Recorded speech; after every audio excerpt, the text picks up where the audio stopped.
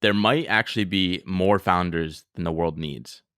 As in, if you're a smart person, there are so many companies that are already at one and they're just trying to go to whatever N level. They're trying to go to 100, 200, 300, whatever it is. And it's much easier to just join a Google and contribute value there than, start this totally new market and really succeed with your startup. I also there were good takeaways in terms of building a team and building foundations. Yeah, he says roles should be well defined. Small boards are better than big boards. Oh, I really I forget where it is, but he talks about the CEO and CEO pay.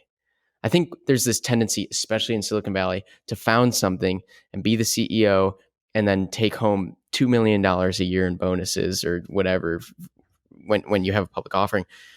And what Thiel says here is no, I forget the exact dollar amount, but he's the CEO needs to be making no more than 150,000, which should also be no more than 2 or 3x your lowest level employee, so something like that.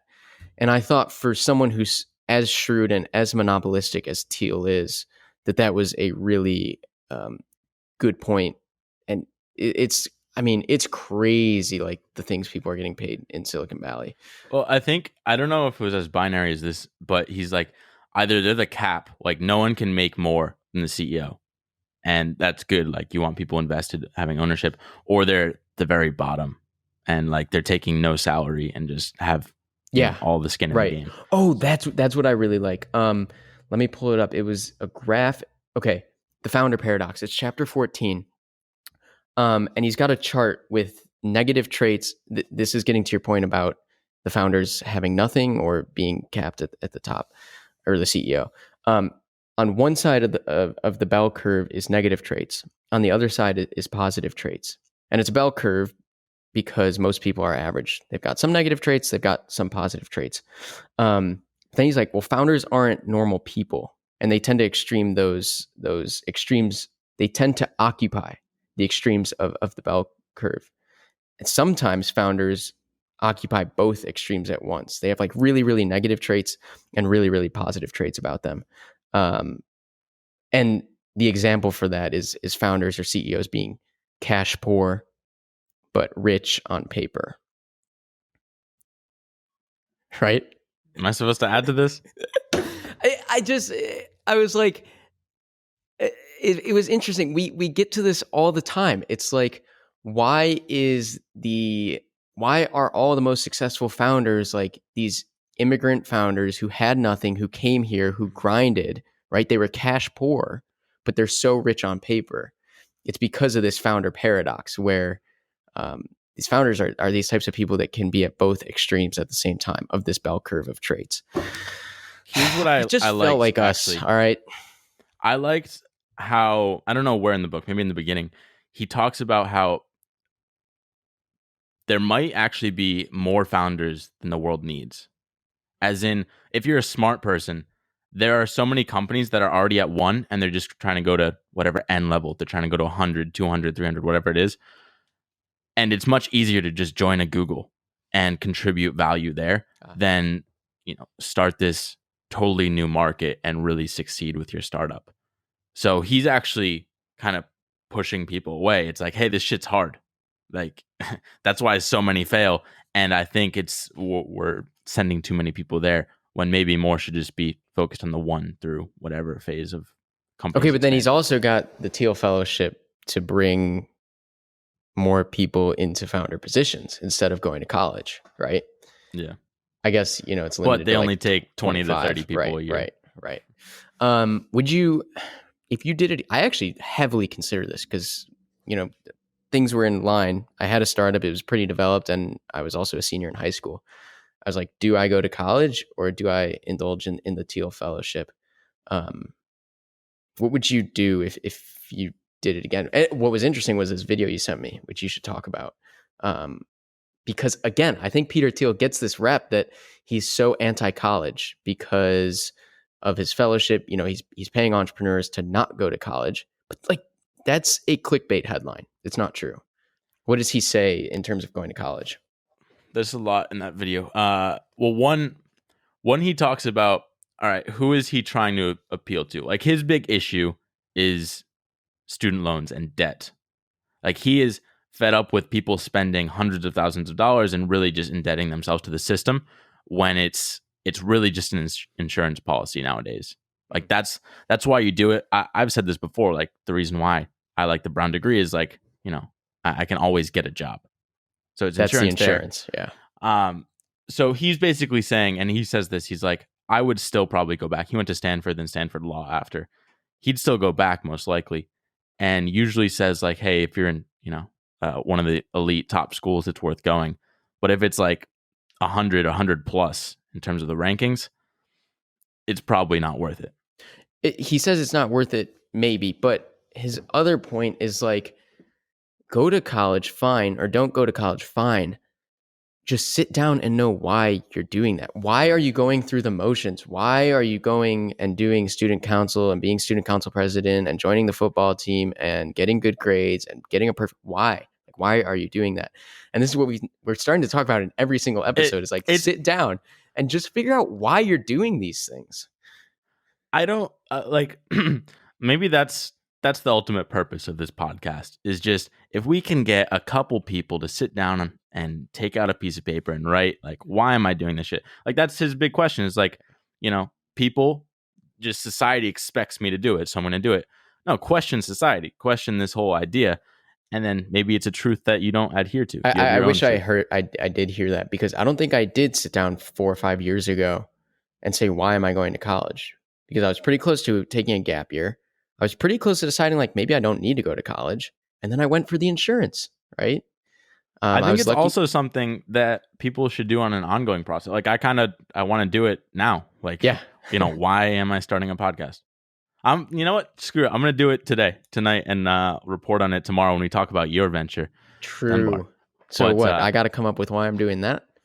Yeah. Plus your truth that, I got homework. You got homework. And I don't have anywhere to write it. So I'm curious. Oh, I guess we can. I don't know if we want to harp on the whole college thing, but he does say how there is the problem of like, if colleges have that signaling problem where you want to show that you're elite. Same thing with the Thiel fellowship, which has like 0.1% acceptance rate. It's not like a Harvard is going to be like, you know what? We have such an awesome education that we're going to accept 10 times as many students this year.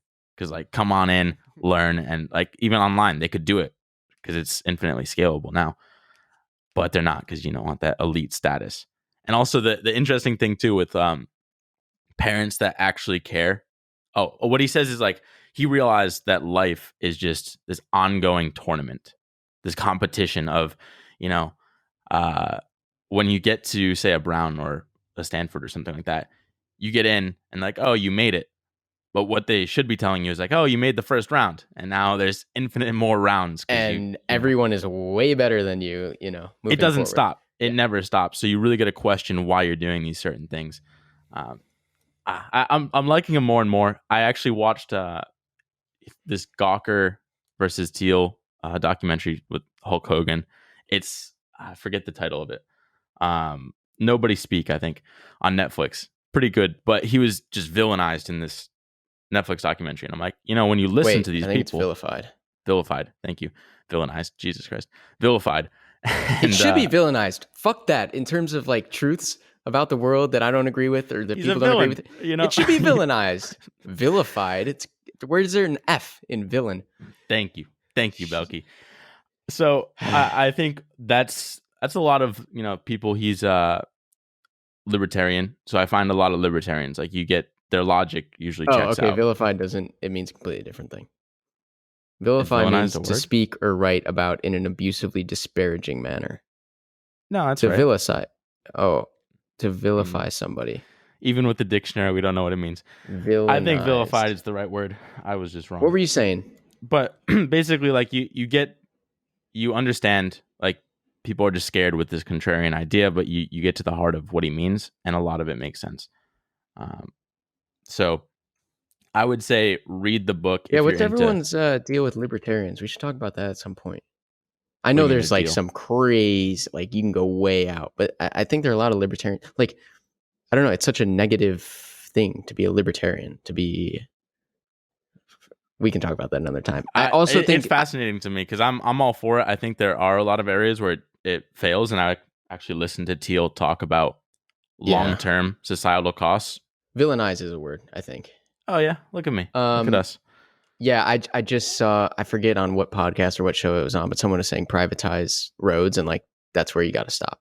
There's some crazy things, but I forget where that was.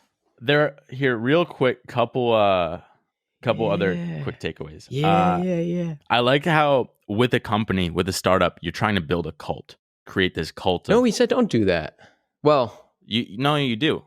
You want like everyone full time, fully invested, as much ownership as possible. Just, like you are not clocking in and out. You're willing to work, and you don't even look at the clock. You're so excited about what you're doing.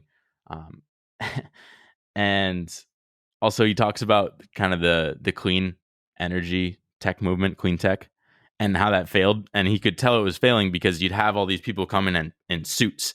And he's like, all right, people with suits clearly aren't the actual techies that are making the quality stuff. So he had a rule of like anyone that comes in with a suit, just kick them to the door. They're kick them to the curb, whatever. Oh, I think this was the first book too, where again, this was 2014, but I think he was talking about like just wearing a t-shirt and jeans. Like why are we so uptight when it comes to wearing a suit and tie? Like why is that the status? Recurring theme.